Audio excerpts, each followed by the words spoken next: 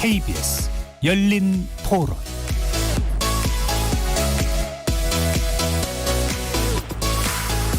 안녕하십니까. KBS 열린 토론 정준희입니다. 저 같은 경우는 바이든이 훨씬 나을 것 같아요. 정상적이고 예견할 수 있는 정치를 할 수 있을 것 같으니까. 김정은이는 많은 혜택을 해줘야 되니까 경제적으로. 바이든하고 김정은하고는 회담하기가 쉽지 않을 거다 그렇게 생각합니다. 바이든하고 중국 관계도 서로 윤인하지 않을까. 북한과의 관계는 그래도 만나야 되지 않을까요? 한 번쯤은 만나가지고 어차피 앞으로 산적한 문제에 대해서 조금 풀어야 되지 않을까요? 현실적으로 완전한 비핵화라는 게 얼마나 어려운지 잘 알고 있기 때문에 현실적인 안을 좀 찾으려고 노력을 할 것 같고요. 한반도 관계는 일단은 좀 더 이제 안정성을 취할 것 같아요. 바이든 대통령이라고 하면 예전에 김대중 정부 때도 그런 것들을 진행했던 그런 영향이 있기 때문에 무턱대고 핵포기에 대한 각서를 받는다든가 좀 강경 정책을 피하기보다는 지금 이어가던 거에서 조금 변화는 있겠지만은 그래도 기조를 좀 이어가지 않을까 그런 생각이 들고요. 얼굴을 그렇게 막 드러내고 하는 쪽보다는 항상 이렇게 참모들 위주로 다운해서 올라가는 그렇게 가지 않을까 싶습니다. 지금 자기는 좀 다르다라는 걸 보여주기 위해서 소통이나 이런 것들은 밑에서부터 올라가는 방식으로 중국 쪽에서는 트럼프 쪽을 그대로 이어가지는 않고 공생을 좀 취할 것 같고 거기에 대해서는 좀 풀릴 것 같아요.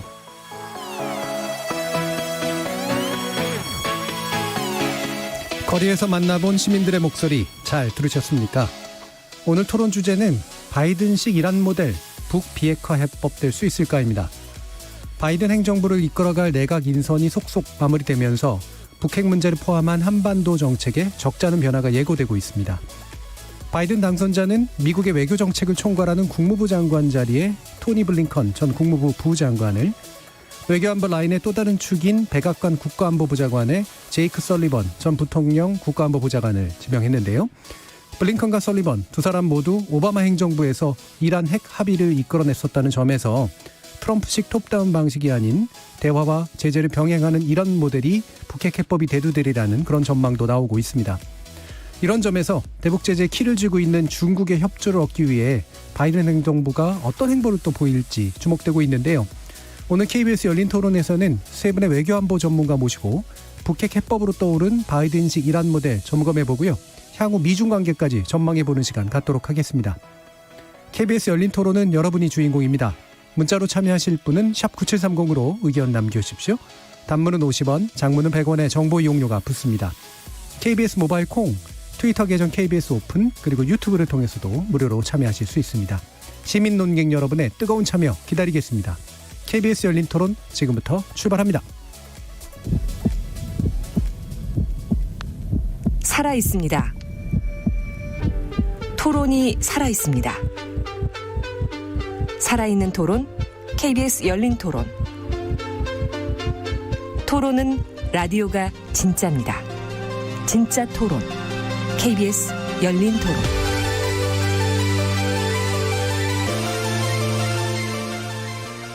자, 오늘 함께해 주실 세 분의 전문가 소개하겠습니다. 민정훈 국립외교원 미주연구부 교수 나오셨습니다. 네, 안녕하세요.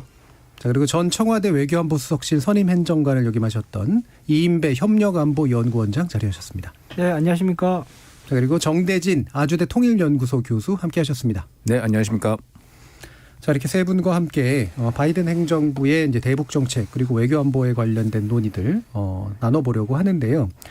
이제 여러 가지 설왕설래들이 있었습니다. 오바마 3기일 거다.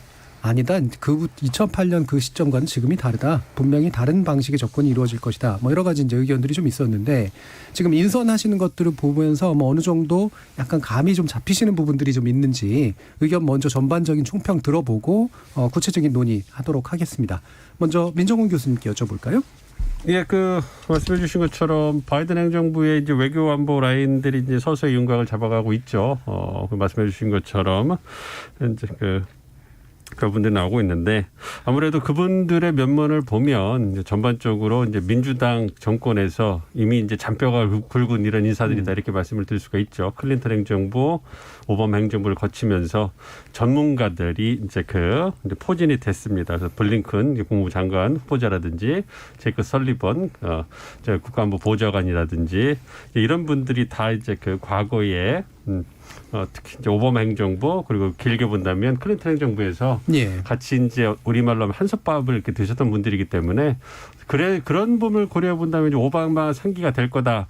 이 부분에 대해서는 크게 이견을 내기는 어렵습니다. 그런 부분이 있는데 그렇죠. 말씀해 주신 것처럼 국제 환경이 변한 거 아니냐. 특히 이제 대중국 정책이 있어가지고 오바마 행정부 때는 그때만 해도 이제 중국과 견제는 하지만 협력할 수 있다라는 낙관론이 있었었어요. 예. 그런데 이제는 그게 안 되기 때문에 이제 견제 방침이 찍히면서 대중국 정책이 바뀔 거다. 그렇기 때문에 이제 미국이 가장 중점을 주고 있는 중국 정책에서 오바마 행정부와는 다를 것이다. 그래서 예.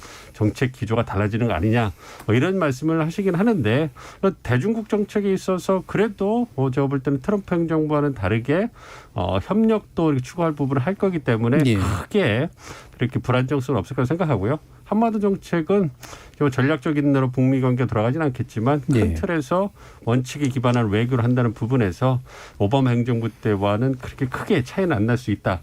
이렇게 말씀을 드릴 수 있겠습니다. 예, 원칙에 기반한 외교라는 측면은 대북 정책에서는 유지될 것이다. 그런데 중국 문제에 있어서는 견제와 그다음에 협력 이 두 가지의 수단을 다 쓰게 되지 않겠느냐 이렇게 일단 전망을 한 가지만 해주면. 더 말씀드리면 한미 관계는 이제 예. 가장 우려됐던 부분이죠. 그 트럼프 행정부에서 예. 이제 그 거래 중심적 접근법 때문에 그런 부분에서 이제 우리가 이제 보다 더 안정성을 누릴 수 있겠다. 그게 가장 큰 장점이다. 이렇게 거래 중심보다는 말씀드리겠습니다. 동맹관계 회복 예. 이쪽에 아마 초점이 놓여질 것이다. 한솥밥이라는 표현을 써주셨는데 아마 한 오븐의 빵이 아닐까. 예, 미국에서. 예. 자, 그러면 우리 이인배 원장님 말씀 또 한번 들어볼까요? 네, 우선 보면 오바마 대통령이나 트럼프 대통령이나 보면 이 외교를 잘 모르는 사람들이었어요. 네. 로이어였고 사실 트럼프 대통령은 뭐 아시다시피 사업을 하던 사람이었고 그러니까는 뭐 외교를 잘 모르고 안보도 잘 모르고 특히나 한참 떨어지는 13,000km 떨어져 있는 대한민국은 더더욱이나 몰랐고 뭐 그런 사람들이 이 맞닥뜨렸던 그 북핵 사태였거든요. 이 오바마 대통령 취임하자마자 2006년에 2차 핵실험이 발발하면서부터 이제 사실은 시작된 그런 예. 위기들. 트럼프 대통령 뭐 2007년에 그렇게 뭐 말 공격을 그렇게 심하게 벌였던 그런 상황들 이랬었거든요. 그때에 비하면 바이든이란 분은 워낙 외교, 이 상원 28년 하면서 외교위에만 예. 거의 있었고 또 부통령 할 때 그때 사실 오바마 대통령이 잘 몰라서 그러다 보니까 외교 문제, 중동 문제나 이 한반도 문제 같은 경우에는 이 바이든 부통령을 통해서 굉장히 외주를 줬다는 소리를 예. 듣기까지 했거든요. 그 말은 다시 말하면 바이든은 굉장히 부통령이라는 책임이 없는 자리임에도 불구하고 굉장히 밀접하게 외교 문제에 대해서 개입할 수밖에 없었던 그런 자리였다. 지금 보게 되면 지금 시작 시점에서 보면 오바마나 트럼프보다는 상당히 이 상황에서 잘 알고 있는 사람이 이제 출발점에 섰다라는 측면이 보면 예. 국제사회가 굉장히 안정적으로 대처할 수 있게 될 거다. 그러니까는 자극에 대해서 그냥 금방금방 반응하는 것이 아니라 상당히 정교하고 전략적으로 접근할 가능성이 높다라는 생각이 예. 들어서 국제사회가 조금 요동치지 않을 가능성이 높다라는 생각이 들고요. 예. 또 하나는 보면 또 트럼프 때도 보면 이 뭐 비건 우리 잘 아는 폼페이오 처음에 플린은 일찍 나갔지만 사실은 이 사람들 전부 다 이 한반도 문제나 외교에 정교하게 했던 사람이 아닙니다. 네. 폼페이오도 그렇고 비건도 그렇고 사회였던 사람이고 유럽에서 활동했던 사람들 그런 사람들이었거든요. 그런 사람인 거 비하면 지금 나타난 뭐 설리번이나 이제 블링컨 같은 사람들은 굉장히 바이든하고 오랫동안 같이 호흡을 하면서 외교 문제를 계속 다뤄왔던 사람들이죠. 그리고 호흡이 좋다. 예. 그리고 외교 문제에 대해서 상당 부분 그 내공을 가지고 있는 사람들이다. 뭐 이 사람들이 기조를 어떻게 할까는 조금 이따 하시면 말씀드리더라도 예. 그렇게 본다 그러면 일단 기본적인 출발점이 있는 사람들에게 있어서 상당히 진용이 안정감 있게 출발할 수 있겠다. 이거는 네. 사실은 미국뿐만 아니라 전 세계가 사실은 좀 안정감을 가질 수 있는 그런 포맷이다라는 생각이 네. 저는 먼저 듭니다. 예, 기본적으로 바이든 행정부, 그러니까 바이든 당선자 스스로가 실력자고, 그다음에 같이 일을 하게 될 옆에 보좌관이나 이런 사람들 자체가 또 많은 경력을 가지고 있었던 분들이기 때문에, 근데 전임 행정부하고는 확실히 안정감이 좀 두드러지고 따라서 국제관계도 예측 가능성이 굉장히 높아질 거다 이렇게 보셨어요. 예, 그러면 정대진 교수님 말씀도 들어볼까요? 예, 뭐 앞에 두 분이 충분히 말씀을 다 해주셔가지고 뭐 더 드릴 말씀이 없는데 그냥 키워드로 원칙, 실용, 구조 이면에서 바이든 행정부의 이제 새로운 외교안보 정책을 좀 전망을 해볼 수 있을 것 같습니다. 네. 원칙이 돌아왔죠. 미국이 돌아왔다라는 거 함께. 동맹 외교 그리고 미국식의 가치를 중시하는 그 원칙 중심의 외교가 이제 다시 돌아올 것은 이제 불보듯이 뻔하게 이제 보이고요. 근데 이제 접근법이 이제 실용이라고 하는 것이죠. 네. 뭐냐면은 트럼프 행정부 때 봤던 우리가 즉흥적이고 일방적인 방식들이 아니라 동맹의 목소리를 경청하고 세계 질서 복원 차원에서 우방국들 이야기를 좀 들어주고 하는 이제 그런 유연하면서도 대화를 중시하고 그리고 공동의 이익을 만들어 나가는 실용적인 접근들을 하는 점에서는 예측 가능한 외교가 이제 앞으로 펼쳐질 것이다. 그러니까 원칙 있는 실용적 접근들이 이제 전 세계에서 우리가 아마 다시 보게 될 겁니다. 그런데 이제 구조면에서 이제 좀 약간 좀 달라진 면들이 조금 있는 것 같아요. 특히 북한 문제만 좀 말씀을 좀 드리면은 오바마 3기 이야기를 많이 하는데 그게 이제 전략적 인내, 혹은 방기, 무시 그렇죠. 뭐 이제 그런 걸로 가지 않겠느냐 우려들을 좀 많이 하는데 이제 그게 오바마 행정부 때 전략적 인내라고 하는 건 사실 좀 강제된 측면이 조금 있죠. 오바마 입장에서 봤을 때는. 그 외에 할 게 없었다. 그렇죠. 2009년도 당시에 오바마 대통령이 체코 가서 핵 없는 세상 연설을 하는데 북한이 미사일을 쏘고 이제 그런 식으로 해서 대화를 할 수 있는 여지들 그리고 또 남북 관계도 그 당시에 이제 그 박광자씨 피살 이후에 1년 정도가 조금 안 된 시점에서 이게 새롭게 좀 풀어나갈 여지가 좀 많이 없던 시점이었습니다. 그런 측면에서 오바마 행정부는 뭐 동맹국인 한국도 남북 관계를 좀 적극적으로 풀지 않고 좀 신중을 기하고 있는 상태에서 먼저 이렇게 좀 치고 나갈 수 있는 그 여지들은 조금 적었던 상황에서 전략적 인내로 회귀를 하고 결국은 8년을 이제 그렇게 보내게 된 건데 근데 지금 바이든이 맞닥뜨리게 되는 그 구조 그러니까 북한 핵 문제에 있어서 구조는 약간 좀 다른 것 같습니다. 그때와 달리 북한은 핵 능력을 이제 갖추었죠. 고도의 핵 능력을 갖췄기 때문에 이미 핵 무장 국가라고 인정을 규범적으로 해줄 수는 없지만 북한은 이제 셀프 핵 무장 선언을 했고 그리고 핵 능력 국가라고 이제 불릴 수 있는데 그 핵 능력 국가로 된 북한을 마냥 또 그만 전략적 인내로 일관할 수만은 없는 상황이거든요.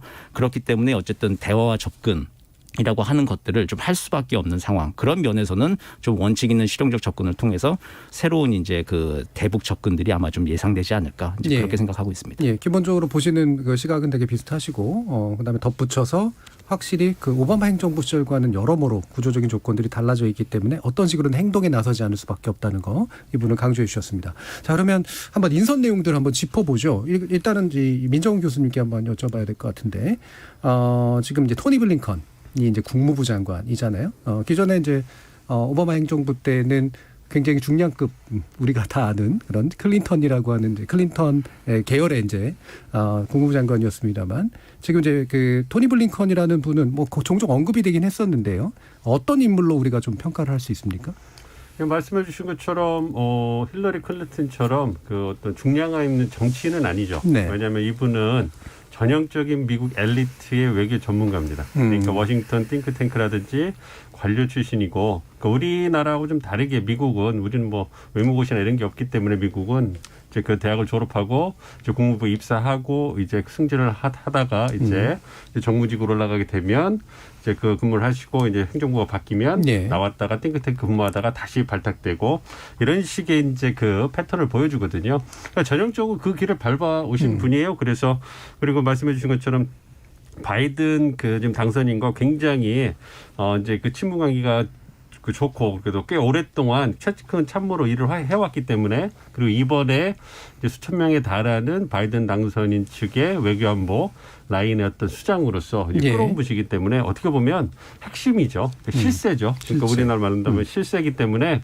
실은 국무부 장관이 되는 것이 그 예전 그 지명되기 전에 두 가지 그 가능성이 됐었어요. 국무부 장관을 할 것이냐 아니면 국가안보부장으로 갈 것이냐. 어쨌든 우리와 마찬가지로 이제 그 백악관, 국무부, 국방부 이 세 어떤 부처가 핵심적으로 외교안보 어떤 그 정책을 정하기 때문에 그 두 어떤 그 중요한 요직 중에 하나를 차지할 것이다 이렇게 그 했었는데 이번에 이제 그 국무부 장관 그 지명이 된 거죠.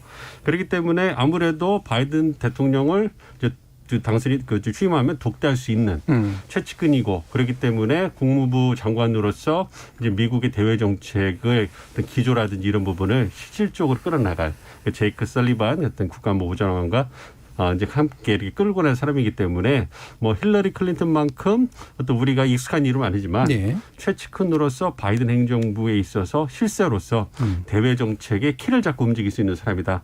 이렇게 말씀을 드릴 수 있겠고요. 그리고 성향을 보면 말씀드린 것처럼 전형적인 엘리트 외교관 관리 출신입니다. 네. 그렇기 때문에 아까 말씀드린 것처럼 원칙에 기반한 외교, 그다음에 미국의 글로벌 리더십을 복원한 그걸 위해서 동맹과 다자주의를 강조하는 이런 분이거든요.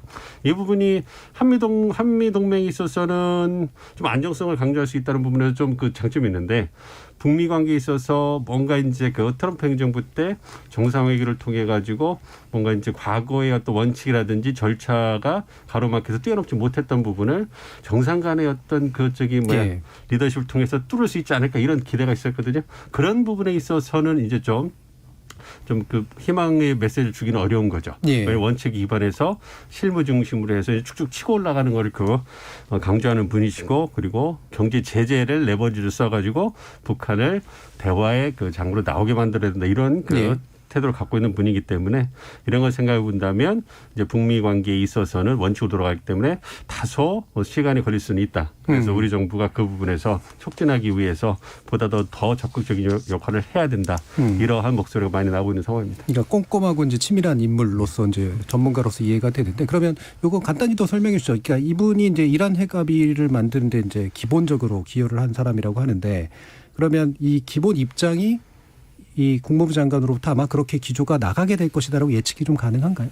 그렇죠. 이제 말씀드린 것처럼 어쨌든 실무 협상으로 다시 돌아간다라는 것은 이제 그 JCPOA 그러니까 이란 핵 협정을 갖다가 뭐 100% 적용은 어려울 거예요. 왜냐하면 네. 이란과 북한의 어떤 핵 능력이 다르기 때문에 북한이 훨씬 더 고도화 전문화되어 있기 때문에 북한이 요구하는 비용이 더 큽니다. 그렇기 때문에 이란 핵 협정에서 그 미국이 이란에게 줄 수 있었던 이런 옵션보다는 더 클 테지만 그래도 기본적으로 이제 포괄적 합의와 단계적 예. 접근이라는 이러한 원칙에 기반을 해서 이제 북한 핵 문제를 풀려는 그런 원칙은 이제 고수하고 있는 거죠. 그렇지만 아직까지 어떤 그 바이든 그 당선인 캠프에서 그 팔러스 리브라고 해가지고 모든 분야의 정책 검토를 예. 하고 있는 상황이에요. 그래서 아직 이 대북 문제에 있어서도 우리가 추정만 할 뿐이지 어떻게 실질적으로 나온 부분은 없는 상황입니다. 공표는 안 되는. 예, 근데 그렇지만 외교안보안을 보면 아무래도 말씀드린 원칙론자가 다수고요. 이제 그 이외에 저희가 군축론자를 기능주의자라고 해가지고 단계적으로 접근해서 예. 군축으로 가야 되는 거 아니냐 이런 목소리 있긴 한데 아직까지는 원칙을 중시하는 분들이 많기 때문에 이 부분에서 어떻게 결론을 지켜봐야 될 거고요. 그래서 예. 이제 그 바이든 행정부 취임이 되면 우리 정부에 적극적으로 우리가 목소리를 내서 어떤 우리가 원하는 방향으로 좀 끌어날 수 있도록 아무래도 미국도 한국이라는 예. 동맹국을 중시하기 때문에 그런 부분에 들어줄 여지가 많거든요. 예. 그래서 그런 노력이 필요하다고 생각하고 있습니다. 토니 블링컨이 이제 국무부 장관 아니면 국가안보부 장관 둘 중에 핵심 요직 중에 하나는 반드시 갈 것이다. 근데 일단 국무부 장관으로 지금 낙점이 됐고 나머지 한 석이 이제 제이크 설리번이라는 인물이잖아요. 이 인물의 성향은 어떻습니까, 임병 원장님? 우선 민 교수님도 그 말씀 해주셨지만 이번에 이렇게 이 외교안보 라인을 보게 되면 바이든 이분이 첫 번째 재선하려고 그러는가 보다라는 생각이 듭니다. 예. 그러니까는 뭐 익히 알려진 분이 이제 연세가 많은 분이 돼서 한 번 하고 이제 그만둘 수도 있겠다는 이야기 굉장히 예. 많이 있었잖아요.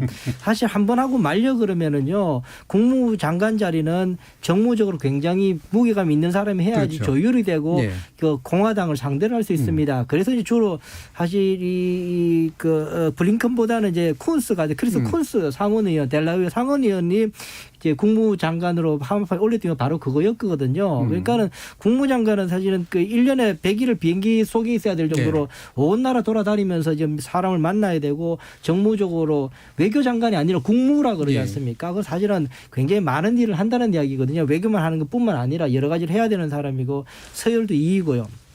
그런데 그거를 이제 블링컨을 시켰다는 이야기는 이게 그야말로 실무적으로 뭐 일을 하겠다라는 이야기거든요. 그러면 그거를 그립을 다 대통령이 바이든이 지겠다는 이야기인 거고. 그건 이제 바이든 대통령이 실제로 일을 하겠다는 이야기거든요. 그런데 이게 한 번만 하고 말 것 같으면 금방 레임덕이 오게 돼 있는데 그렇게 안 되는 거죠. 근데 그런 재선을 의지가 없으면 이런 폼에서는 안 할 거다. 첫 번째. 네네. 그런 생각에서 이분이 일을 하시려고 작정을 하셨구나라는 첫 번째 드는 부분이 예. 있고요. 두 번째 이란 문제 잠깐 말씀을 좀 드려볼까요, 저도요. 예. 이란 문제를 벌써 민 교수님께서 말씀해 주셨는데 이란과 문제는 사실 2년 정도 협상을 했었죠. 해가지고 150페이지 이상의 이제 합의문이 나왔고, 근데 2015년에 그걸 합의하게 될 때 벌써 2011년부터 IAEA는 80개의 이 이란의 핵 의혹에 대한 문항들을 가지고 있었어요. 사실 이게 의심스럽다. 그 기본 정보가 있었다는. 있었어요. 예. 그걸 가지고 협상할 때 그걸 내밀었던 거예요. 네. 그러니까 사실은 우리가 결과로 봤을 때는 그 핵 농축 시설들 조금 축소해주고 유예해주고 했던 것들만 기억하실 줄 모르겠지만 실제 협상의 가장 키워드는 뭐인 줄 아십니까? 바로 로드맵이었습니다. 80개의 의심 시설에 대한 의심 시설이 있는데 너네들이 이거 어떻게 나한테 해소할래? 이게 사실 핵심이었던 거거든요. 근데 이거를 자꾸 놓치고 이란 핵 협상에 대해서 그냥 완전한 협상이 아니라 그냥 일단 정치적인 협상처럼 이야기하는 건 성격이 조금 안 맞는다. 이미 다 알고 있는 판에서 다 갈 길이 있었다. 이런 그렇죠. 얘기네. 그러니까 예. 로드맵에서 너네들 여기 어떻게 신고했느냐, 어떻게 검증하느냐. 그래서 실제로 6석 달 만에 신고를 끝내버려요. 예. 사실은 하고 나서 아예 신고를 하고 그러면서 쭉 이제 협상이 이제 마무리 수순으로 가게 되거든요.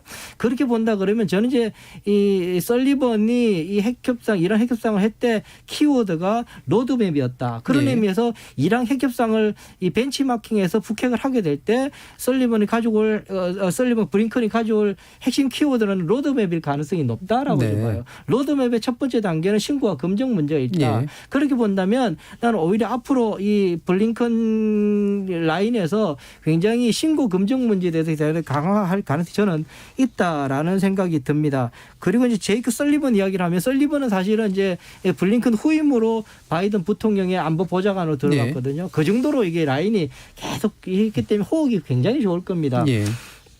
그런 측면에서는 앞서 말씀드린 것처럼 바이든 블링컨 설리번 이 삼각 구도가 아주 매끄럽게 이루어질 가능성이 높다라는 생각이 들고 이 설리번이 나이는 적지만 이 클린턴 국무부 장관하고 같이 활동을 했기 때문에 예. 이 민주당 계열의 이 국무부의 사람들 확실히 다 꿰차고 있어요. 그래서 아마 NSC의 보좌관 나이는 적지만 굉장히 이 장악력이 좋게 일을 해낼 가능성이 높다. 예를 들면은 다시 한 번 더 말씀드릴 수 있는 거는 어떻게 갈 것인가에 대해 조금 다시 말씀드리겠지만 어쨌든 바이든, 블링컨, 설리번 이 외교안보 라인이 상당히 합이 잘 맞고 호흡이 굉장히 좋게 매끄럽게 갈 가능성이 높다. 뭐 볼턴처럼 막 튀어나가지고 딴소리 하거나 하지는 않을 거다라는 생각이 저는 듭니다. 예. 자서전 쓰고 이러지는 않겠다. 네.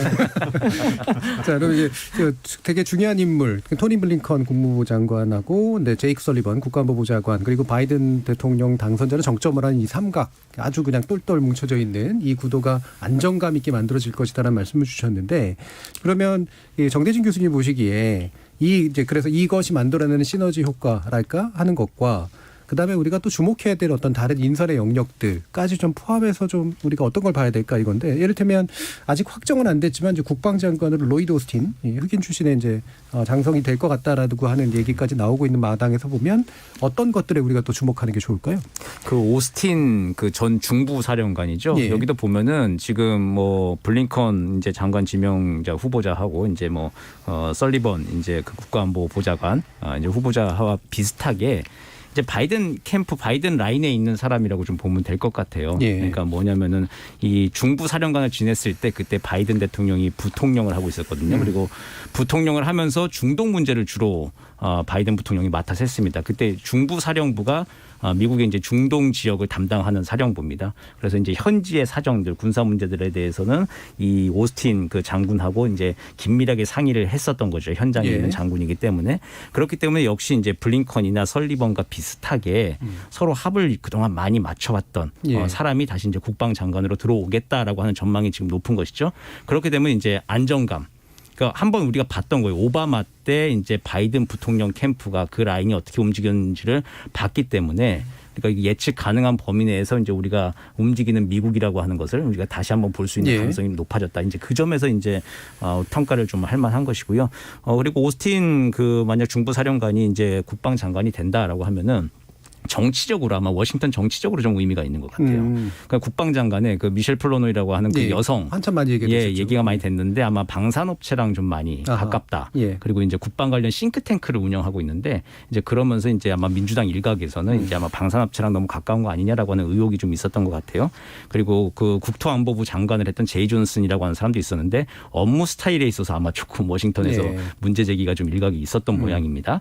이제 그래서 제치고 지금 오스틴이 아마 낙점된 것으로 보이는데 그럼 어쨌든 바이든 이제 당선인과 상당 기간 합을 맞췄던 사람. 그래서 안정적으로 외교, 안보, 국방 분야 전 분야가 바이든 라인, 바이든과 손발을 맞췄던 사람들과 함께 아주 착착 돌아가는 모습을 아마 좀 우리가 보게 되지 않을까 예. 그렇게 생각이 됩니다. 세 분 말씀 이제 들어보면 지금 인선이 이루어지는 과정이 이른바 코드 인사인데 뭐 부정적인 코드 인사는 아닌 것 같아요. 그러니까 뭔가 이렇게 착착 맞아떨어지는 이제 그런 일들로 이어질 것이다라는 긍정적인 평가들을 좀 해주셨는데 마침 또 이제 이인배 원장님께서 아까 이런 핵합의 모형에 대해서 이 로드맵이 분명했고 그러니까 뭔가 이렇게 이미 패가 다 안 상태에서 그 패를 하나씩 지워나가는 이제 그런 방식을 쓸 수 있었던 거다라는 그런 말씀을 이제 주셨는데 그렇기 때문에 이제 그 검증 측면 특히 초기 단계에서 뭔가 이렇게 패를 이제 아는 그 검증 측면이 되게 중요하고 이 북한이 그거에 그럼 또 응할까 뭐 이런 식의 이제 문제들이 부딪힐 수 있는 것 같은데 이 부분에서 정대진 교수님은 의견은 어떠세요? 중요한 게 이제 양자 협상이냐 다자 협상이라고 하는 그 구도를 예. 잘 봐야 될 것 같습니다. 북한 핵 문제가 안 풀린 이유 중에 하나가 뭐냐면 북미가 직접 양자로 맞붙치고 있거든요. 예. 육자 회담이라고 하는 것은 사실상 무용지물이 되었고 그리고 육자 회담 내에서도 사실 북미 회담, 육자 회담, 다자 회담 내의 양자 회담이 핵심이었고 북미 간의 이 뿌리 깊은 불신 때문에 합의를 해놓고도 한치 앞으로 좀 나아갈 수 없었던 이제 제약들이 좀 있었죠. 근데 이제 이란 핵합의라고 하는 것은 이제 특별한 점은 뭐냐 다자 협상. 그러니까 P5 플러스 2라고 해가지고 유엔 안보리 상임이사국 5개국이 들어오고 네. 독일, 이란 들어와서 7개국이 로드맵이 이제 단계를 설정해 놓는 거 아니겠습니까? 비핵화 가는 단계 입구부터 이제 출구까지. 근데 그 단계별로 다음 단계 넘어가냐 어떻게 할 거냐라고 했을 때 북미가 직접 마주치면 1대1이기 때문에 이게 합의가 안 되죠. 다음 단계로 넘어가기 굉장히 힘든 구조인 것이죠. 서로가 이제 그 의견이 꽤 다르거든요. 그렇죠. 육자 회담을 한다 하더라도 한미일 그리고 북한, 중국, 러시아에서 3대 3입니다. 언제나 3대 3 동수를 이룰 수 있기 때문에 예. 그러니까 다음 단계 넘어가기 힘들어요. 근데 이란 핵합의의 구조는 다자 협상 구조에서 7개 표가 있는데 그거를 투표를 한다는 거죠. 단계별로. 해서 4대 3이 되면 다음 단계로 넘어가는 거예요. 예. 이제 그런 합의 구조들을 통해서 이제 이란 핵합의를 이루어내고 어쨌든 처음에 이제 초기 단계에 이제 진입을 했었던 거고 이제 트럼프 때 지워졌던 것인데 만약 이제 그런 식이 북한에도 똑같이 적용이 된다. 그럼 예. 뭐 기존의 육자 회담국에다가 뭐 독일이나 프랑스 같은 다른 이제 육자 회담국이 다 동의하는 다른 나라가 들어와서 이렇게 4대 3이 되면은 다음 단계로 넘어가는 예. 이제 그 정치적 비핵화 합의를 할 수 있는 구조들이 만들어지면은 이제 북한 비핵화도 속도를 좀 낼 수는 있겠죠. 아마 이제 그런 것들을 지금 미국도 아마 정책 검토를 하면서 그런 구상들을 지금 하고 있지 않을까 이제 그렇게 예상합니다. 다자간 구도가 이렇게 외려 이제 사공이 많아가지고 산으로 갈 것 같은데 오히려 양자간 결정보다 유리할 경우들이 이제 있었고 그게 이제 이란의 경우였었다라는 그런 그렇죠. 말씀으로 좀 이해가 돼요. 이게 뭐 7축의 6은 아닌가 보네요. 공수처법처럼. 뭐 과반의 어떤 견해를 이제 네. 모으는 그런 셈인데 그럼 이 부분에 대해서 그 민정 교수님도 비슷한 생각이신가요? 저는 좀 생각이 좀 다릅니다. 왜냐하면 그 과거에 육자회담이 됐을 때는 미국이 국가가 직접 상대할 수 있는 어떤 그 리소시스라고 할까요? 어떤 소통의 어떤 채널도 없었고 네. 그리고 그렇게 큰 능력도 없었습니다. 그렇기 때문에 그러한 측면에서 미국이 육자회담을 선호했던 건데 지금은 좀 판이 다르죠. 어쨌든 트럼프 행정부에서 북미 협상을 진전시켜 놨고 그래서 이제 북미 간에 이제 직접적으로 소통할 수 있는 뉴욕 채널 같은 게 살아가 있고요. 그리고 어쨌든 두 번의 정상회담을 통해서 그걸 바이든 행정부가 얼마까지 수용할지는 지켜봐야 되겠지만 어쨌든 두 번의 정상회담을 통해 가지고 북미 간의 많은 부분에 대해서 의사소통이 이제 이루어졌단 말이에요. 네. 그렇기 때문에 제가 생각할 때는 바이든 행정부에서도 실무 협상을 하지만 북미 간의 양자 협상을 그 기본으로 해서 한국과 일본 같은 동맹국들 관련된 동맹국들과 긴밀한 그 협력을 통해 가지고 예. 일단 진전시켜 나가는 이러한 형태를 뜰 거다 이렇게 좀 보고 있습니다. 그렇기 때문에 그런 부분에서 육자 회담으로 가기는 어렵죠. 그리고 육자 회담을 가는데 가장 큰 걸림돌은 미중 사이가 너무 안 좋습니다. 네네. 미중 사이가 안 좋은 상황에서 북한 문제 하위 수준이라고 하시는 북한 문제를 위해서 미중이 싸우다가 그 문제만 합의를 한다, 이거 협력을 한다, 이건 쉬운 게 아니거든요. 네. 그렇기 때문에 미중 사이가 안 좋은 상황에서 다자는 어려울 것이고요. 그래서 그런 걸 본다면 결국은 가장 그 현실성 있는 것은 남북미 쪽으로 가는 것이 가장 그 좋은 그 시나리오라고 생각을 하고 있는데 문제는 그겁니다. 말씀해 주신 것처럼 포괄적 합의 부분이에요. 예. 그러니까 바이든 행정부에서도 그 트럼프 행정부에서도 그 북미 협상에 어떤 한계에 걸린 게 아까 이제 다른 분들 말씀해 주신 것처럼 결국은 신고 사찰이거든요. 근데 북한은 그걸 지금 당에서 못 받는다는 얘기거든요. 그렇죠. 예. 과거에 212에서 깨고 나간 것 마찬가지처럼 그걸 못 받는다는 얘기예요. 그래서 이제 날강도 같은 막 그 욕을 한다 이러면서 막 그렇게 과거에 이제 그 폼페이오 장관 갔을 때 막 그 비난하고 그랬지 않습니까? 그 부분에 대해서 이제 미국은 계속 주장을 하고 있는 거고 북한을 못 받는다. 그러니까 포괄적 합의, 로드맵에 대해서 이제 그 이견이 있기 때문에 못 받는 부분이고요. 단계적 접근에 있어서는 북한은 이견이 없습니다. 그렇죠. 그 그 부분에 대해 자기들이 예. 원하는 거기 때문에 예.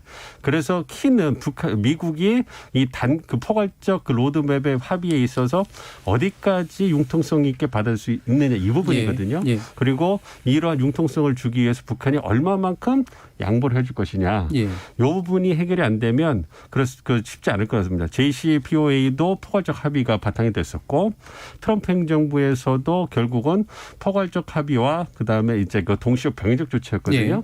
그리고 과거의 클린턴 행정부의 페리 프로세스도 똑같아요. 예. 포괄적 합의와 어떤 단계적 접근이었기 때문에 이 부분에서 북미 간의 포괄적 합의 이 부분에서 얼마만큼 서로 양보하고 절충점을 찾느냐가 핵심이지. 그래서 말씀해 주신 것처럼 어떤 바이든 행정부에서도 이 부분에 대해서 얼마만큼 절충점을 찾을 수 있는가. 그리고 그 과정에서 우리 정부가 얼마나 창의적으로 접근을 해서 이제 그 부분에 대해서 저희가 이제 그 관계를 갭을 좁힐 수 있느냐 이 부분이 이제 관건이 되겠죠. 그렇기 예. 때문에 그 부분에 있어서 이제 서로 탐색전도 필요하겠죠. 바이든 행정부가 새로 들어오니까 그렇기 때문에 그 과정이 이제 그 어떻게 예. 해결되느냐가 중요하다 생각하고 예. 있습니다. 그러니까 그러면 북미 간에 어쨌든 기본적으로 지금까지 그래도 그냥 허망하게 한 건 아니라 쌓아온 나름의 것이 있기 때문에 그걸 토대로 동맹국이나 주변국의 협력을 유도하는 그런 방향이 다자간 협상보다는 기본이 될 것 같다라는 그런 말씀이신 거잖아요. 그렇죠. 아무래도 그 말씀해 주신 것처럼 지금 우리 정부에서 얘기하는 것이 이제 비건 대표가 이제 마지막 그 고별 방안이라고 예. 오지 않습니까? 이제 그 이 부분에서 이제 다시 한번 이제 우리는 좀 강조를 해줄 거라 생각하고 있습니다. 예. 이 그 바이든 그 트럼프 행정부에서 이뤄는 비건 대표팀이 이뤄는 부분을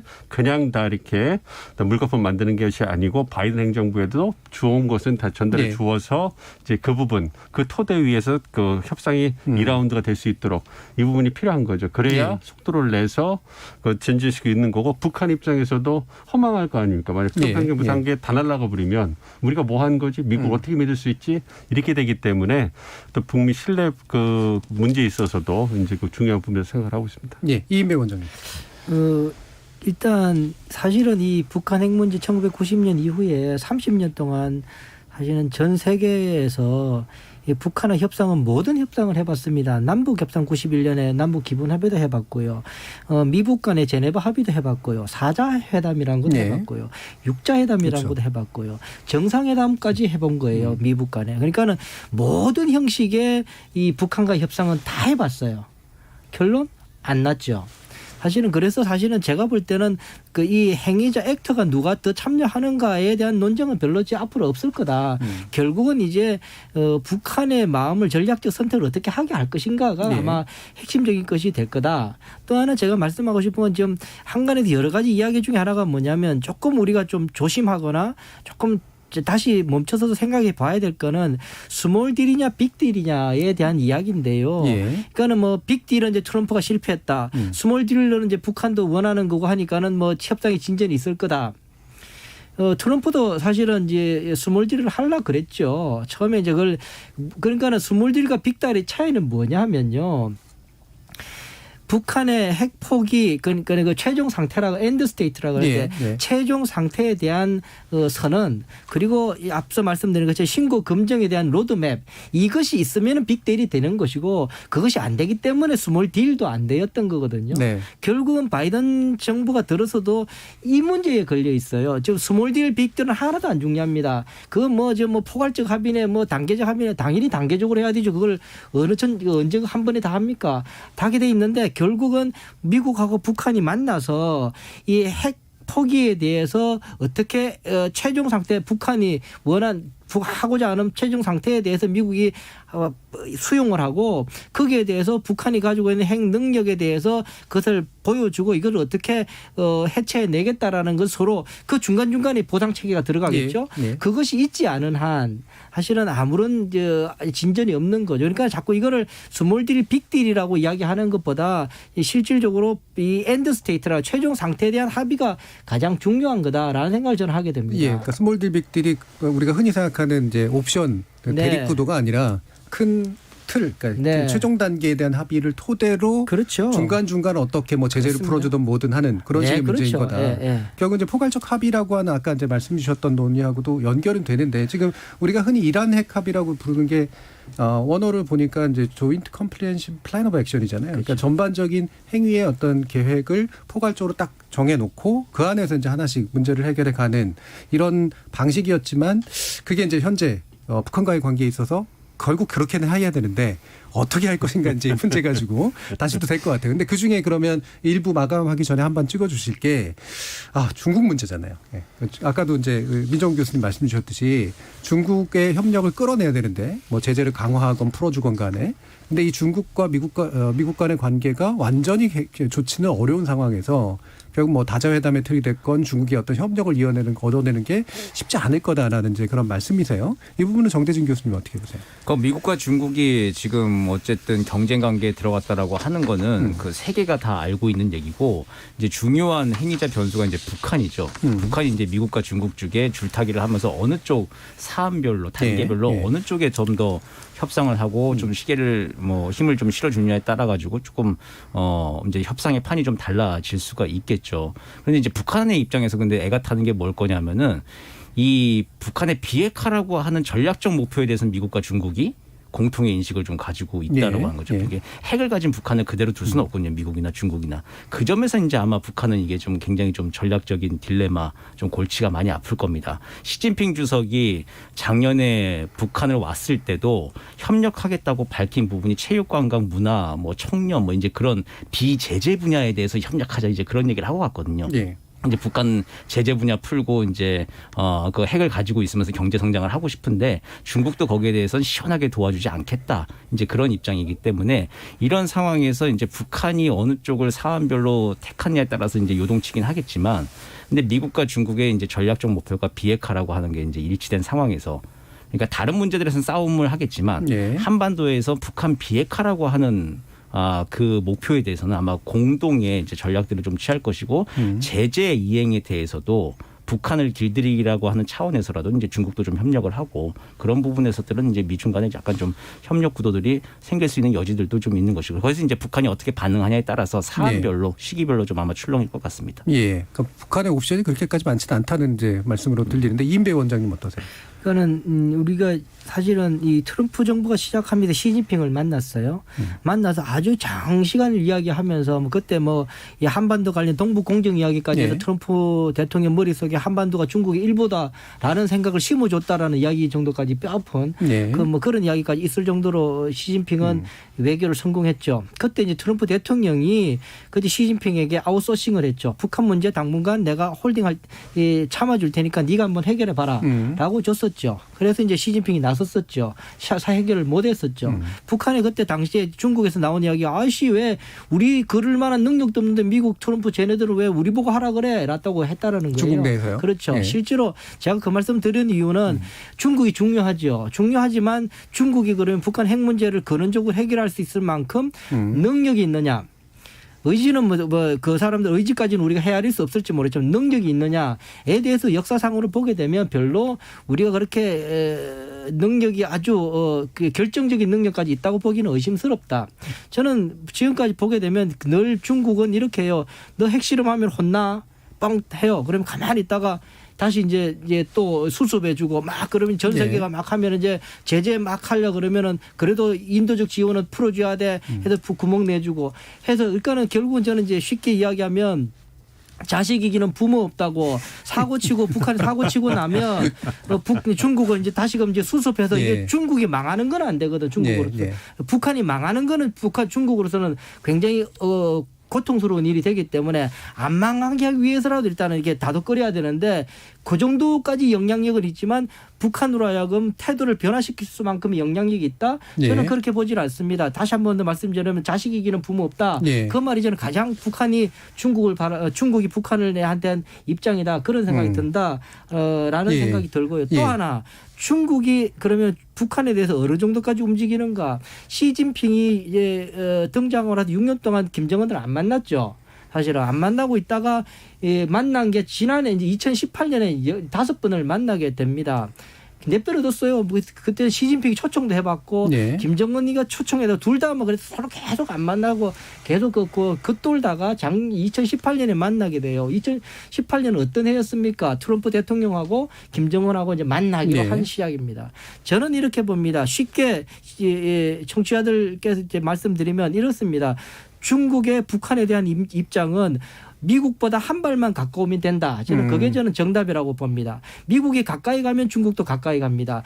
미국이 가까이 가지 않으면 굳이 북한한테 가까이 갈 필요가 없습니다. 네. 그러면 미국이 만약에 북한하고 지금 협상이 안 되고 거리가 멀어진다. 중국이 그 텀 터고 나서 뭘 하겠다? 안 합니다. 사실은요. 북한은 중국에게 도움될 것 하나도 없습니다. 전략적으로 미국을 좀 이렇게 가시 만드는 역할 빼놓고는요.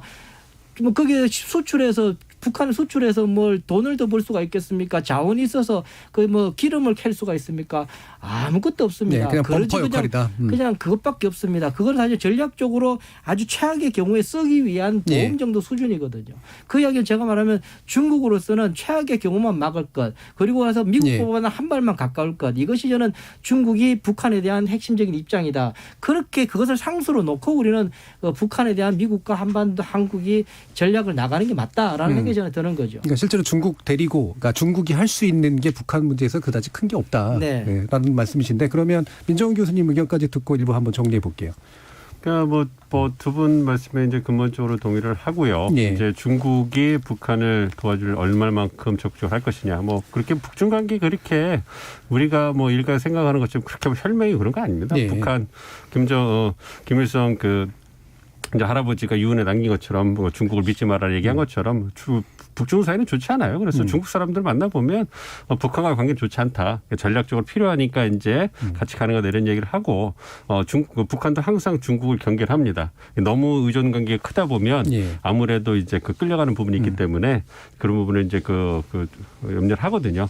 그럼 지금 상황에서 어떤 미중 갈등이 심화된 상황에서 중국이 북한을 얼마나 도와줄 수 있을까? 저는 그거에 있어서는 이제 임배 원장님하고 마찬가지로 회의적입니다. 왜냐하면 예. 이 미중 간의 갈등이라는 것은 중국이 처해 있는 가장 심각한 도전입니다. 왜냐하면 미중 간의 전략 경쟁, 힘의 경쟁이 있어서 중국이 약자거든요. 그래서 중국은 미국이 힘이 세기 때문에 이 약자는 어쨌든 수세적으로 갈 수밖에 없는 거예요. 뭐 우리가 이제 중국과 관계에서 우리가 이제 항상 이렇게 분통이 터지는 게 그거 마찬가지인데요. 약자는 그 부분에서 어려운 거죠.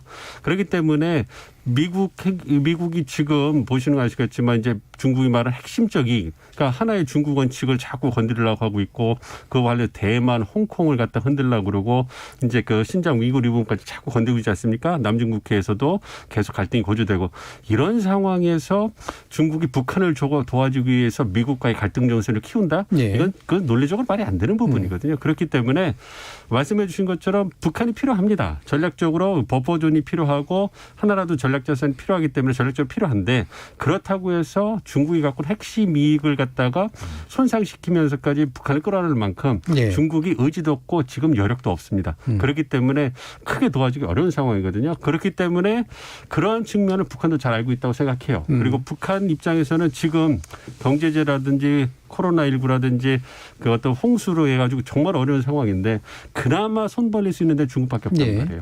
그러니까 중국의 관계를 좀 돈독히 한다는 메시지를 보내면서 살아나기 위해서 노력하고 있는 상황이기 때문에 중국도 북한의 입장에서도 중국과 관계를 함부로 할 수는 없는 상황이거든요. 네. 그러니까 굉장히 북한은 어려운 상황이고 그렇기 때문에 중국이 도와주지 못하는 상황에서 결국은 이 모든 문제를 해결하기 위해서는 미국과의 관계를 개선해야 되는데 그래서 말씀드린 것처럼 가장 현실적인 대안은 도발이기보다는 아무래도 한국을 통해 가지고 이제 그 나오는 부분이 아닐까. 이 부분은 다시 말씀드리면 중국이 현재 상황에서 북한을 도와주는 데서 제한적일 수밖에 없다. 이렇게 말씀드리고 이렇게 알겠습니다. 자, 일부 논의는 이 정도로 좀 진행을 하고요. 청취자들 의견 또 들어보고 가겠습니다. 정의진 문자캐스터. 네, 지금까지 청취자 여러분이 보내주신 문자들 소개합니다. 9682님, 바이든 대통령 당선자의 앞으로의 행보가 궁금했는데 오늘 주제 너무 좋네요. 잘 듣고 있습니다. 4655님, 북한이 변하기 전에는 어떤 처방도 효과가 없습니다. 남한에서 조급하게 하니까 북한은 더 콧대가 높아졌어요. 무관심하게 기다려서 북한이 손을 먼저 내밀 때까지 기다려야 변화가 옵니다. 정세영님, 미국 내 북한 전문가를 어디까지 신뢰해야 할까요? 자국 우선주의로 미국을 위한 정책을 우선시하지 않을지 우려됩니다. 7198님, 미국의 북핵 해법 못지않게 우리 내부의 의견 통일이 중요하다고 봅니다. 지금처럼 여야가 다른 목소리를 내면서 판문점 선언 국회 비준도 제때 못해선 미국과 중국을 향해 우리 목소리를 제대로 낼 수 없습니다. 9803님, 남북 정상회담이 열릴지, 나아가 바이든 행정부에서도 남북 정상회담이 북미 관계의 돌파구를 열어줄 수 있을지 궁금합니다. 원희님, 이란 모델은 북한과의 대화를 거부한다는 뜻인가요? 신뢰를 우선시해야 하는데 북미 정상회담 성과가 도루묵되는 겁니까? K80129437님, 바이든 인선을 보니 오바마 행정부와 트럼프 행정부의 정책을 반반씩 섞은 정책으로 진행시킬 가능성이 클 것으로 생각이 됩니다. 이런 시국에서 한국은 미국과 중국, 러시아의 양쪽 열강 사이에서 어떤 정책을 구상해야 좋을까요? 라고 보내주셨네요. 네, KBS 열린 토론. 이 시간은 영상으로도 생중계하고 있습니다. 유튜브에 들어가셔서 KBS 일라디오 또는 KBS 열린 토론을 검색하시면 지금 바로 토론하는 모습 보실 수 있습니다. 방송을 듣고 계신 여러분이 시민 논객입니다. 계속해서 청취자 여러분들의 날카로운 시선과 의견 보내주세요. 지금까지 문자캐스터 정의진이었습니다. 토론이 세상을 바꿀 수는 없습니다. 하지만 토론 없이 바꿀 수 있는 세상은 어디에도 없습니다.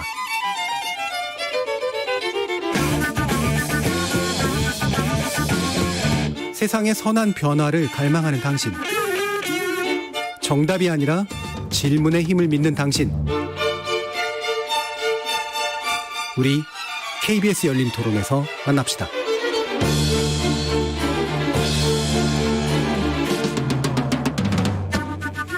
KBS 열린 토론, 오늘은 바이든식 이란 모델 북비핵화 해법 될 수 있을까라는 주제로 정대진 아주대 통일연구소 교수, 이인배 협력안보연구원장, 민정훈 국립외교원 미주연구부 교수, 이렇게 세 분의 전문가와 함께하고 있습니다.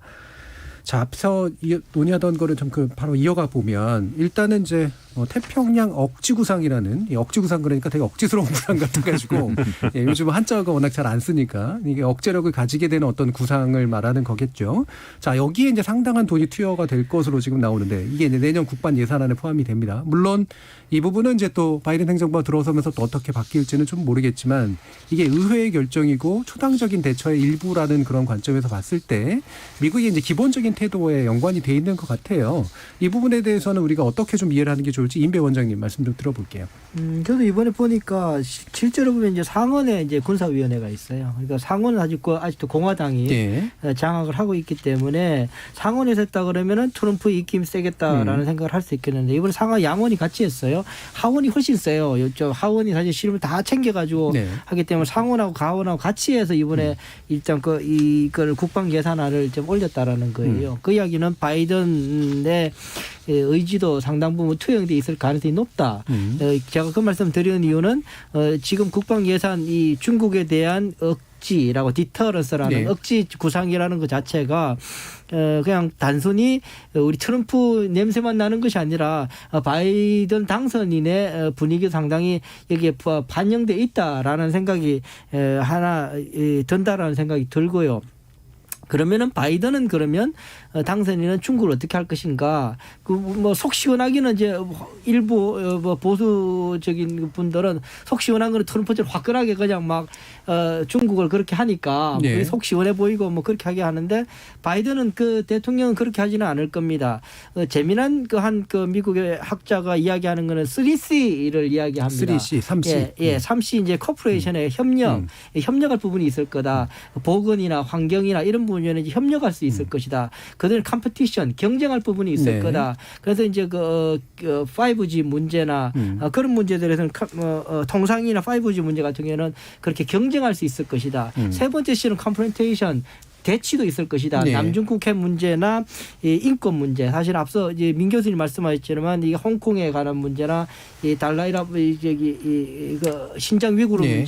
문제, 인권 문제가 상당히 중국으로서는 아프기도 하고 민감한 부분인데 이거를 이제 바이든 당선인은 건들기 시작한단 말이에요. 이런 부분들에서는 미국도 양보하지. 이거는 그 바이든 당선인의 또 신념과 관련된 네. 문제에서 이거는 바이든 당선인도 민주당 맛을 내려 그러면 이거 할 수 없을 것이고 중국은 그 양보할 수 없는 그 문제일 거예요. 그러니까 그 부분은 대치할 수밖에 없을 거다. 그러니까는 이 그런 경우에 선택적 대적 그 적대 관계가 될 거다라고 볼 수 있는 거죠. 그 조셉 윤 대표가 이런 말을 하던데 거기서 이제 재미난 거는 협력 분야가 북한 분야는 협력 분야일 가능성이 있다라는 이야기를 해요. 그래서 이게 그렇다면 일단 여러 가지 싸움을 싸우더라도 일단 다시 한번 더 트럼프 초기처럼 아마 바이든 행정부와 이 중국하고는 다시 한 번 더 모종의 협상을 통해서 중국 문제 저거 어떡할래? 라고 다시 한 번 더 이 문제에 대해서 깊숙하게 논의하는 전략 대화. 사실 전략 대화가 없었거든요. 전략 대화가 다시 할 수도 있었겠다. 사실 오바마 때는 전략 대화가 미국과 중국 간의 전략 대화가 있었습니다. 경제 전략 대화라 그러다가 나중에는 그것이 정치 전략 대화까지 하게 돼서 한반도 우리로서는 굉장히 불편한 부분이긴 한데 강대국 두 나라가 한반도 운명에 대해서 고민한다는 것 자체가 굉장히 불편한 부분인데 거기에 대해서 했다라는 이야기들이 꽤 많이 쏠쏠 나왔었거든요. 네, 중국의 성장을 또 용인하는 방식이었고. 그렇죠. 네. 그러다 보니 그런데 이제 이 트럼프 때는 그게 없어졌어요. 그런데 다시금 바이든 대통령 당선인이 등장하게 되면 중국과 미국 간에 그런 한반도 문제에 대한 전략 대화를 다시금 열릴 수 있지는 않을까? 네. 그런 이제 걱정 같은 생각도 듭니다. 예, 그러니까 일부 대치, 그다음에 일부 경쟁, 그리고 일부 협력. 다행히 북한 문제는 아마 협력력에 들어가지만 그게 외려 또 이제 전략 대화 과정에서 한국이 소외될 수도 있는 그런 부분, 딜레마가 있는데요. 민정훈 교수님. 예, 임 원장님 말씀 잘해주셨고요. 이게 전반적인 어떤 바이든 행정부의 대중 정책이라고 말씀을 드릴 수 있고 협력과 견제를 같이 이제 병행하는 그런 걸 말씀드릴 수 있는데 이 말씀해준 태평양 억지 구상은 이거는 국방 정책이에요. 그러니까 군사 전략의 측면에서 하는 거기 때문에 조금 더 범위를 좁힐 필요가 있다 이렇게 말씀을 드리고 싶어요. 그러니까 우리나라 또 2조 넘게 이제 그 국방 예산에 태평양 억지 구상을 쓴다는 것은 이것은 그 국방부의 일을 갖다가 주문을 하는 거죠. 그래서 인도 태평양 지역에서 미국의 군사력과 이제 그 태세를 증진하고 동맹을 강화해라. 이 얘기는 뭐냐면 미국의 그 군사 안보 이익이 어디에 있냐면 가장 중요한 것이 인도 태평양 지역에 있습니다. 그래서 트럼프 행정부에서도 지역 태세라든지 군사 전략을 할 때 가장 1번에 나오는 게 인도태평양 지역이었어요. 이 부분을 이어받는다는 얘기입니다. 그리고 이제 그 미국의 군사 전략을 말씀을 드리면 2010년대 이전만 해도 미국이 좀 광호했어요. 그러니까 두 개의 전쟁을 아시아와 유럽에서 동시에 할 수 있다. 그러니까 윈윈할 수 있다라는 얘기가 있었어요. 그만큼 자기들이 의지와 능력이 있다였는데 이제는 안 되는 거예요. 그래서 하나에 집중해야 되고 보다 더 효율적이고 탄력적으로 군을 써야 된다. 그래서 과거에는 테러 전쟁 이거에서 이제는 상황이 국제 정세가 변했기 때문에 안보 정세가 변했기 때문에 이제는 강대국 간의 정쟁으로 가야 된다. 정점에는 누가 있냐? 중국이 있는 것이죠. 그래서 그거를 국방력 차원에서 군사전략 차원에서 뒷받침해 주는 게 이런 부분입니다. 그래서 이제 첨단 무기로 가겠죠. 왜냐하면 중국과의 어떤 전쟁을 한다 생각해 보시면 태평양을 두고 미국과 중국이 싸우는 거예요. 그러니까 아무래도 육군력이 가진 않을 거 아닙니까? 그렇죠. 해군력. 그러니까 미국이 가장 강력하게 내세울 수 있는 게 항모정단 아니겠습니까? 그런 부분 해군력을 증강시키고 중국이 이런 그 항모전단이 미국이 오는 걸 대항하기 위해서 가장 그 저렴하고 효과적으로 대항할 수 있는 게 미사일 능력이거든요. 이 미사일 능력이 중국이 굉장히 발달해 있어요. 그러니까 그런 부분을 어떻게 미국이 뚫고 나갈 것인가. 결국은 첨단 기술, 첨단 군사력이다. 이 부분에 대해서 막대한 돈을 지원해 주면서 미국 의회가 요구하는 것이다. 이렇게 말씀드릴 수 있겠습니다. 그러면 이제 그 인도태평양 쪽으로 이제 쭉 선을 그으면서 그 안에 사실은 이제 대오에 참여하라라고 또 이제 뭐 호주니 한국인이 이렇게 압박하는 부분도 이제 일부 있었는데 그러면 이게 이제 한국 정부의 이제 관점에서 보면 두 가지 고민이 있는 거잖아요. 하나는 한국을 소외시킨 이제 미중 간의 전략적 대화로 이제 뭔가가 가게 될 가능성도 있고 또 한 가지는 중국 나름대로 한국 나름대로 이제 미국 나름대로 한국에 뭔가를 요구할 수 있는 그런 상태가 이제 전개될 텐데 어떻게 보세요? 정대진 교수님은? 예, 태평양 억지 구상 이거 이제 뭐 미국의 뭐 오래된 세계 경영 전략의 이제 한 방편이죠. 이거 원래 유럽 억지 구상이라고 해가지고 그 러시아가 크림반도 합병을 했을 때 이제 그때 치려고 또 유럽 억지 구상도 나와가지고 굉장히 구체화되고 했었는데. 결국은 지금 워싱턴 분위기를 보면 들리는 소식에 따르면은 태평양 억지 구상 뭐 포함해서 뭐 국방 예산도 내년도 나갈 때 그 중국 견제라고 하는 거에 대해서는 거의 모든 돈을 다 쓰는 걸 의회가 아주 초당적으로 지금 승인을 해주고 있는 분위기인 것 같습니다.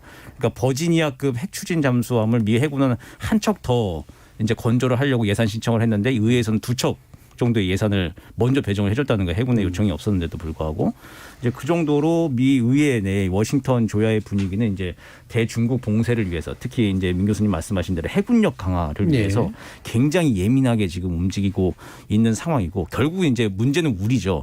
여기서 이제 미국이 한미 동맹을 고리로 해서 우리한테 어느 정도까지 요구할 것인가. 여기 우리 좀 고민이 있는 것인데. 한미 동맹에 대해서 이제 우리는 북한 억제라고 하는 게 이제 가장 최우선적인 목표죠. 근데 이제 미국은 조금 더 이제 북한 억제 플러스 알파로 대중국 견제에도 같이 나서주기를 지금 바라고 있는 상황인 것이죠.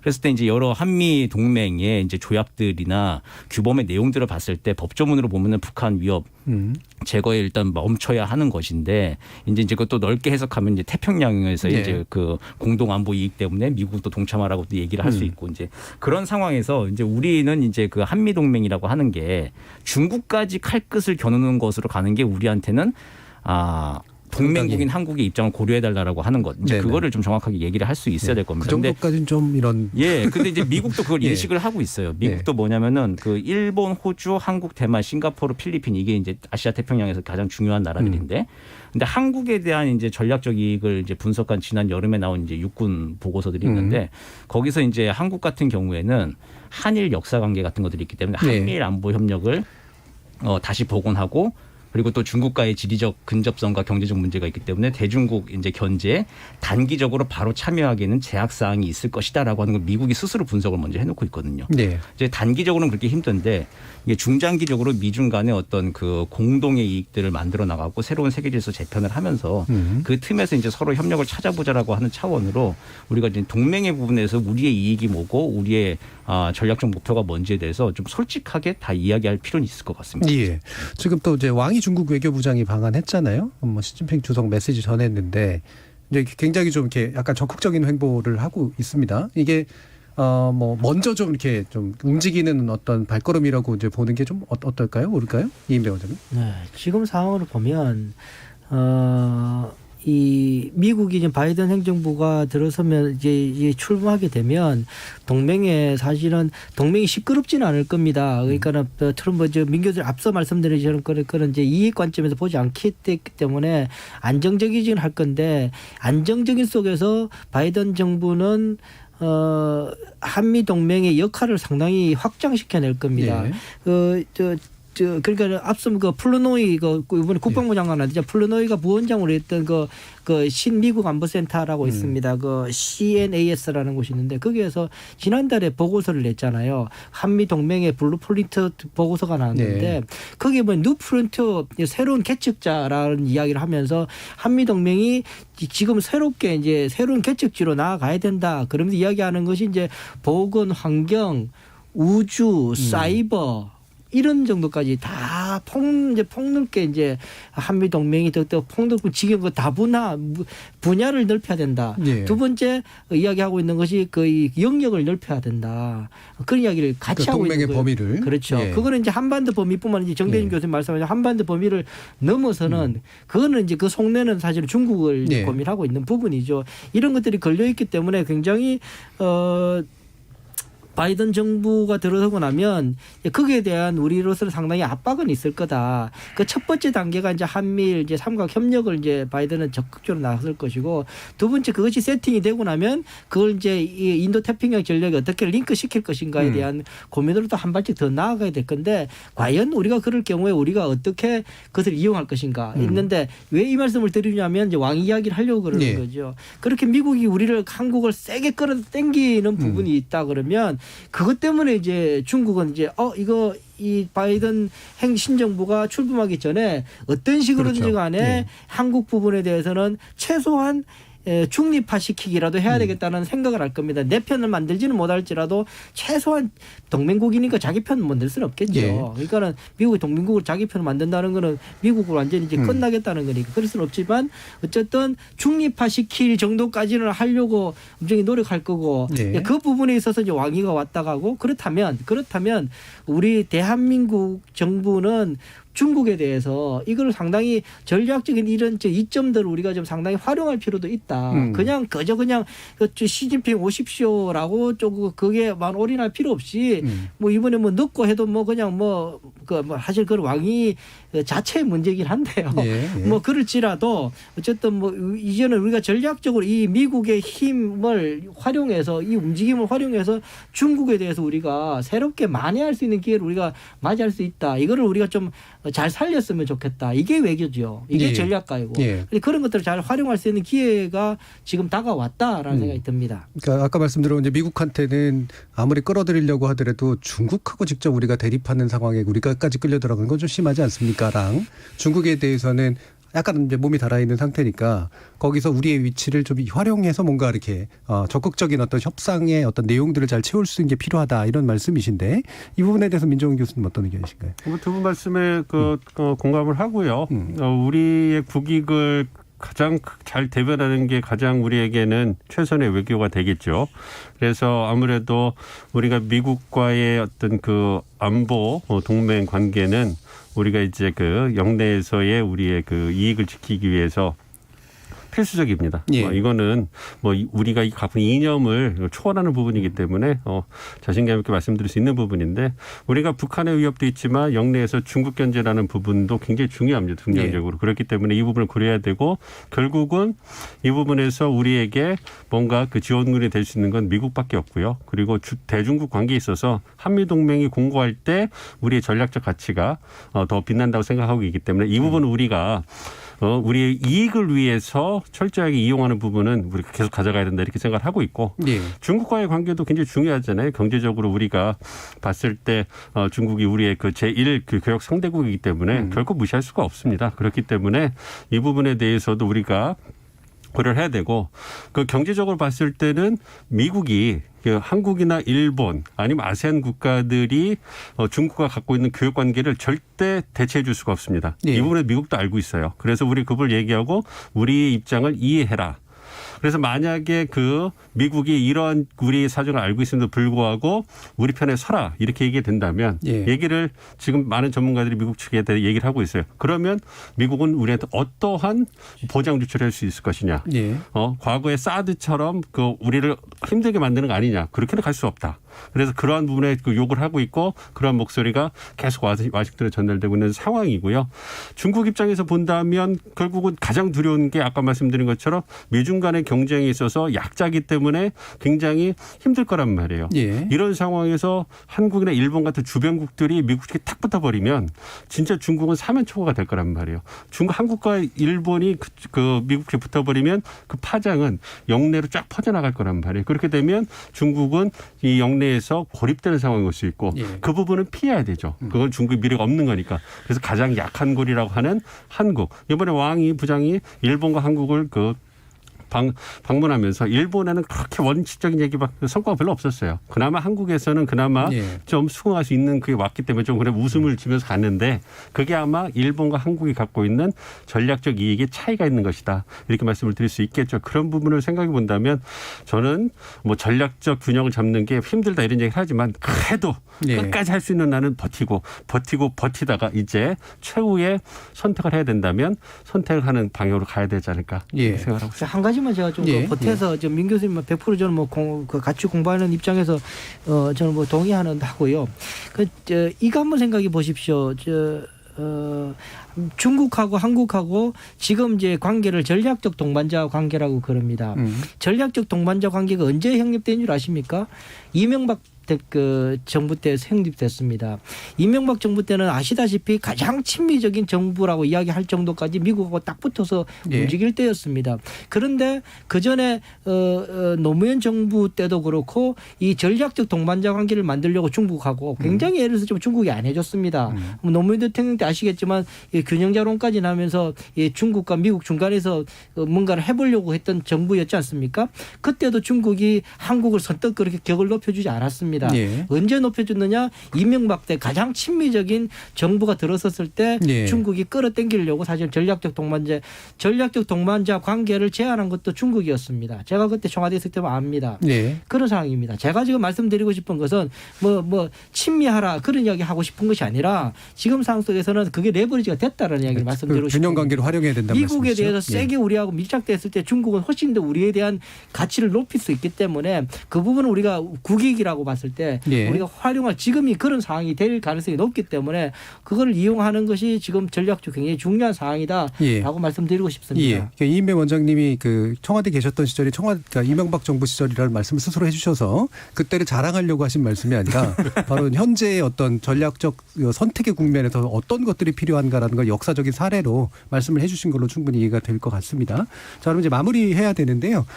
정대진 교수님하고 민정훈 교수님께 그럼 시간을 1분 정도 약간 더 드릴 수 있을 것 같은데 어떤 외교안보 정책 한국에게 제언을 하실지. 자, 일단 정대진 교수님. 공동과 구애라고 하는 두 가지 키워드를 좀 기억을 했으면 좋겠습니다. 지금 이제 미중 경쟁의 격화 그리고 바이든 행정부가 이제 새로 출범하면서 미중 간의 어느를 선택해야 되는 문제는 우리만의 문제가 아니라 전 세계 모든 나라가 지금 겪고 있는 문제거든요. 예. 공동의 문제이기 때문에 미중 간에 서로 너네 이제 편가르기 하지 마라, 줄 세우기 하지 말라라고 하는 이야기를 같이 좀 할 수 있도록 좀 지평을 좀 넓혀야 될 필요가 있죠. 거기서 이제 한국의 전략적 입지가 증명되고 있는 게 뭐냐면은 미국과 중국 양쪽으로부터 아주 적극적인 구애를 지금 받고 있는 상황인 것이죠. 그런 전략적 입지를 좀 잘 살려야 그래야 이제 동맹에 대해서도 미국에 대해서 너네가 생각하는 동맹과 우리가 생각하는 동맹이 이러이러한 차이가 있다라고 하는 거를 정확하게 대화를 할 필요가 있을 것 같습니다. 사드 때도 중국한테 우리가 지금 그렇게 지금 맺혀 있는 게 뭐냐면은 중국 앞에서는 사드 배치 안 한다고 했다가 배치를 해가지고 중국이 지금 그렇게 계속 이를 갈고 있는 거 아니겠습니까? 외교라고 하는 게 상대를 당혹스럽게 하지 않고 나도 당황할 일이 없도록 하는 게 외교인 것인데 그런 면에서 이제 우리의 전략적 입지를 좀 잘 살려서 미국이나 중국이나 좀 솔직하게 지금 전환기에 먼저 얘기하고 자리매김 밑바닥을 좀 깔아놔야 될 것 같습니다. 예, 민정훈 교수님. 예, 뭐 오늘 좀 말씀 많이 들어 공부 많이 했습니다. 그 미중 관계 관련해서는요, 원칙 개혁이 필요하다. 이제 한국도 어떤 선진국 강대국의 초입에 들어가고 있기 때문에 그만큼 이 얘기는 뭐냐면 미국이나 중국으로부터 한국의 그 국력이 커졌기 때문에 러브콜이 더 커질 거랍니다. 그 말씀을 드리고 수 있겠고요. 그래서 우리가 자부심을 가지고 원칙 개혁을 가지고 우리의 어떤 그 전략적 이익을 갖다 담보하시는 방향으로 나가야 될 것이고 그만한 능력이 있습니다. 그렇기 때문에 물론 그렇다고 해서 미국과 중국을 무시하고 우리 맘대로 한다는 부분은 아니고요. 우리의 국익을 담보하게 전략적으로 나가야 된다. 그걸 위해서 원칙 개혁을 해야 된다. 이 말씀을 드리고요. 북미 관계에 있어서는 미국도 굉장히 국내적으로 어려운 상황이고요. 북한도 미국 눈치 보면서 지금 굉장히 조심스러운 행보를 보이는 상황입니다. 그렇기 때문에 이제 변곡점이 미국 대선이 끝났고 내년 1월에 이제 당대회가 북한 당대회 있겠죠. 이 두 개의 변곡점이 지나면 이제 판이 완전히 다시 열릴 거라고 생각합니다. 그렇기 때문에 이 판이 열리는 걸 대비해서 우리가 촉진제 역할을 충분히 해서 우리가 원하는 방향으로 북미 협상이 다시 재개될 수 있도록 그러한 적극적인 역할을 해주길 바란다 이렇게 말씀드릴 수 있겠습니다. 세 분 말씀 모두 오늘 상당히 공통적인 부분들이 많습니다. 일부 강론에서 차이점들은 있지만 우리가 현재 맞아야 되는 순간이 우리의 전략적 위치를 잘 활용할 수 있는 그런 순간이다라는 그런 의견들 주셨습니다. KBS 열린 토론 오늘 논의는 그럼 이것으로 모두 마무리하겠습니다. 토론 함께해 주신 민정훈 국립외교원 미주연구 부교수, 이인배 협력안보연구원장, 정대진 아주대 통일연구소 교수 세 분 모두 감사합니다. 고맙습니다. 고맙습니다. 지난 1년간 코로나19로 인해 여러 중요한 의제가 묻혀버렸죠. 그중 하나가 바로 북한 문제 해결과 한반도 평화 정착이라고 할 수 있는데요. 영어 속담에 모든 먹구름 뒤에도 밝은 면이 숨어있다라는 말이 있듯 코로나19 종식보다 빠르든 그것보다 느리든 이 짙디짙은 먹구름을 한 겹 한 겹 걷어내는 새해가 오겠지요. 분명히 전과는 다른 종류의 해법을 한 단계 한 단계 쌓아갈 수 있길 기대합니다. 지금까지 KBS 열린 토론 정준이었습니다.